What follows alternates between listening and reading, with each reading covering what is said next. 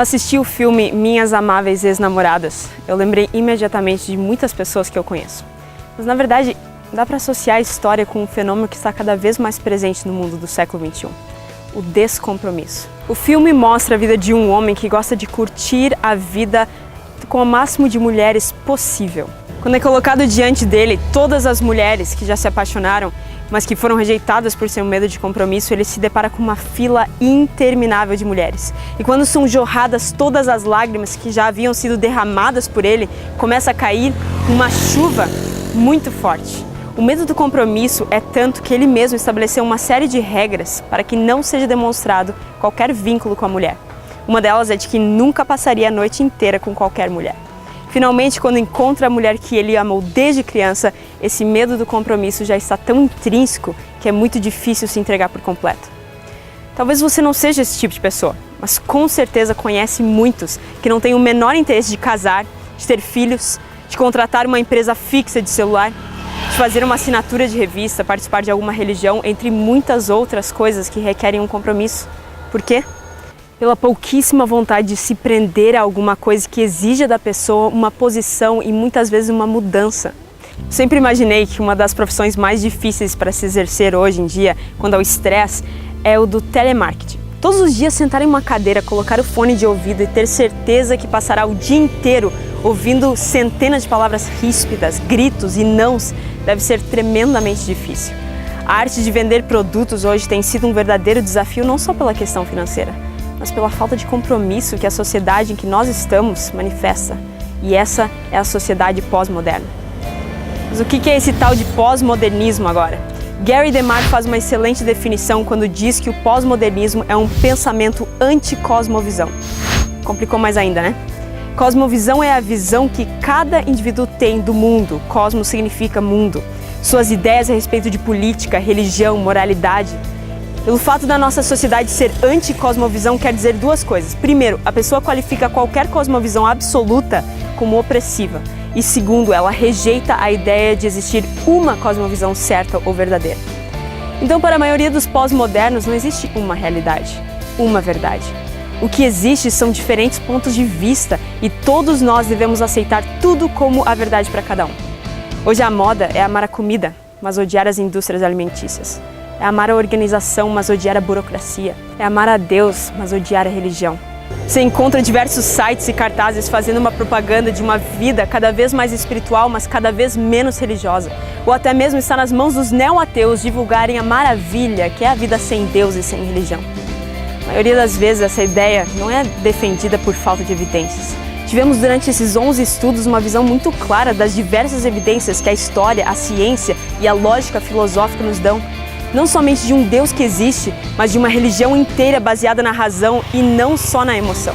A base da descrença na realidade não é uma falta de evidências, mas a supressão delas. Já falamos sobre Friedrich Nietzsche, o famoso filósofo ateu do século XIX que influenciou a muitos com seus escritos a respeito do super-homem. Outra fase dele traz polêmica até hoje é a de que Deus morreu, mas muitos usam essa frase fora do seu contexto, dizendo que Nietzsche estava querendo dizer que Deus não existe mais. Mas ouça toda a citação. Já ouviu falar daquele louco que acendeu uma lanterna numa manhã clara, correu para a praça do mercado e pôs-se a gritar incessantemente: "Eu procuro Deus, eu procuro Deus!" Como muitos que não acreditam em Deus estivessem justamente por ali naquele instante, ele provocou muita risada. "Onde está Deus?" ele gritava. "Eu devo dizer-lhes, nós o matamos, você e eu, todos somos assassinos. Deus está morto, Deus continua morto e nós o matamos."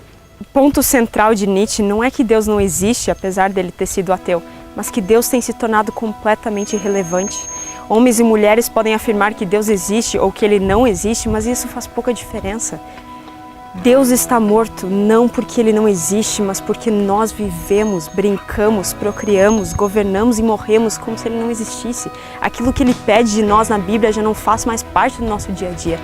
Talvez perfeitamente guardado para aqueles raros dias de festividades religiosas ou para os dias mais raros ainda em que resolvemos ir para a igreja. Esse Deus e esse livro, a Bíblia, nem mesmo fazem sentido, mas a garantia que eu tenho de que precisamos de algo mais é bem resumida nas palavras de Al Wolters.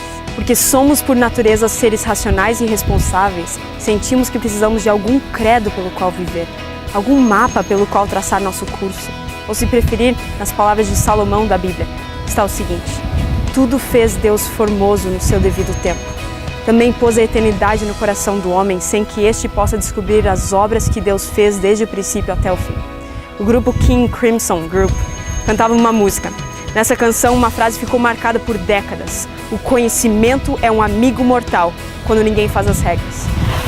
Se ninguém dita as regras do conhecimento, somos deixados à mercê de um mundo à procura de sua própria verdade, de seu próprio filtro e de sua própria fonte de autoridade moral. É fácil dizer que Deus não existe ou que a Bíblia não faz sentido para nós hoje. Difícil é lidar com as consequências que isso implica. No poema a seguir, escrito por Stephen Turner, ele mostra as duras consequências quando ninguém dita as regras. Cremos em Marx e Freud e Darwin. Cremos que tudo está bem desde que você não prejudique ninguém, até onde você possa definir prejudicar e até onde você possa definir conhecimento. Cremos no sexo antes, durante e depois do casamento. Cremos na terapia do pecado. Cremos que o adultério é legal. Cremos que a sodomia é correta. Cremos que os tabus são um tabu. Cremos que tudo está ficando melhor, apesar da evidência contrária. A evidência precisa ser investigada e não se pode provar nada com evidências. Cremos que há algo nos horóscopos, nos ovnis e nas colheres tortas. Jesus era um homem bom como Buda, Maomé e nós mesmos. Ele foi um bom mestre moral, embora achemos que sua boa moral era ruim. Cremos que todas as religiões são basicamente a mesma coisa, pelo menos aquelas que nós lemos eram. Todos acreditam em amor e bondade, eles apenas diferem no assunto da criação, pecado, céu, inferno, Deus e salvação. Cremos que após a morte vem o nada, porque quando você pergunta aos mortos o que acontece, eles não dizem nada.